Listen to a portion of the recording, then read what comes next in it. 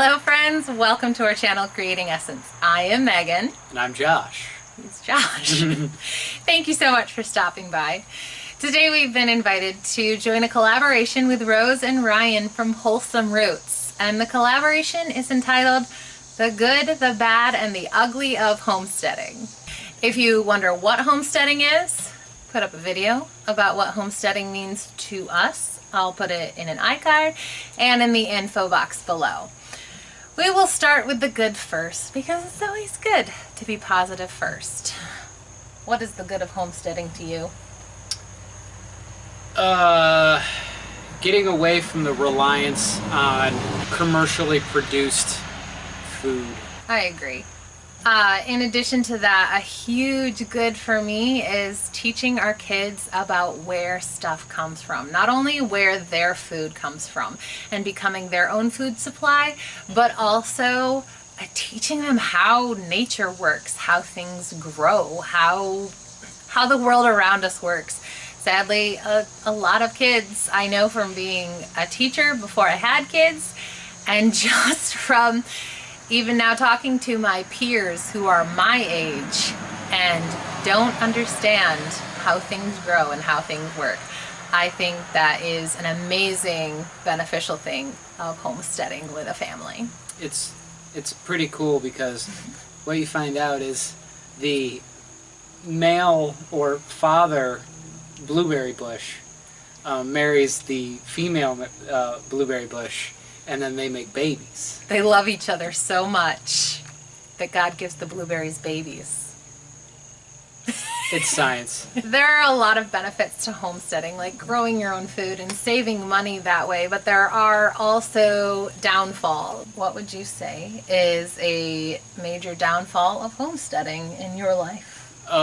Not reaping what you sow. That's tough. Sometimes you do all the right things and stuff still doesn't grow because you're not the only factor at work in growing the things. Yeah, weather stuff happens. Lack of rain, too much rain. We've had a lot of the too much rain this year. Bugs.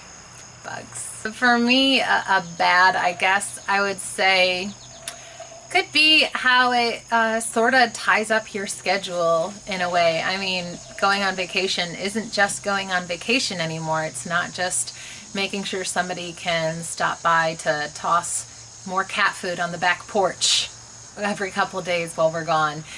It's, you know, having someone come over and teaching them the chores and teaching them the things that may come up to look for with the different animals and things like that. So it's definitely more involved, and it can be a bit of a struggle to leave the homestead for vacations and things of that nature.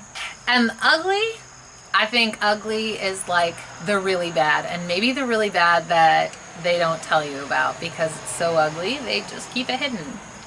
What would you say is an ugly of homesteading? Compost.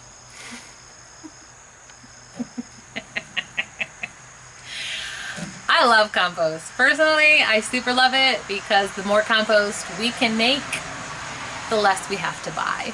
Yes. Because we use a lot of compost. It's great. You go out on the porch and then in a warm, hot, muggy day and just get hit right in the face with compost.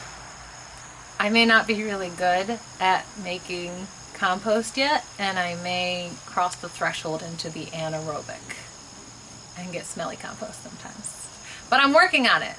It's better than it was last year. Wait, and compost isn't supposed to stink? It's rotting stuff. Theoretically. Hopefully next year smells less than this year. Sure. And the sun came out. I know. This is the direction the sun shines. And it's going to glare off my glasses, so I'm going to look like a soulless ginger now. Well, true nature, you know. I would say my ugly is that you don't get your time back. I mean, on the one hand, it is really awesome to just pour sweat equity and time with my kids.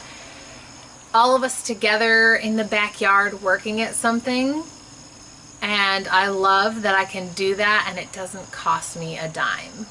But on the other hand, if what you did doesn't work out, it can be really hard to see it as a lesson learned. Joel Salatin says, basically anytime you hear him speak, anything worth doing right is worth doing wrong first. Because basically every time you do something and it doesn't turn out right, you've learned a way it doesn't work.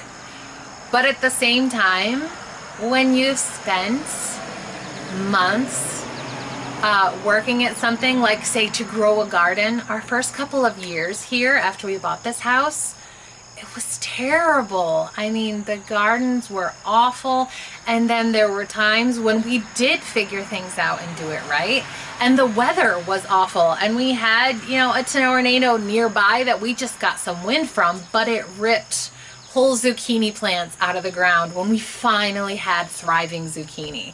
And you don't get that time back because it takes months for things to grow.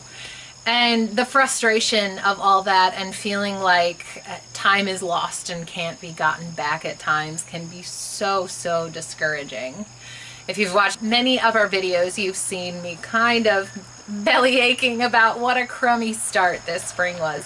And I still kind of feel like I'm battling that, and that's probably why you hear me whine about it so much. What's that say? Dirty words. I like it, but dirty words on your coffee cup. If you are homesteaders, join this collaboration. We would love to have you join. Check out Rose and Ryan's channel, Wholesome Roots. I'll put a link in the info box below. And check out the playlist of other homesteading channels to see what the good, the bad, and the ugly is for a bunch of other awesome families. And if you have the magic recipe to not stinky compost, tell me. I need it.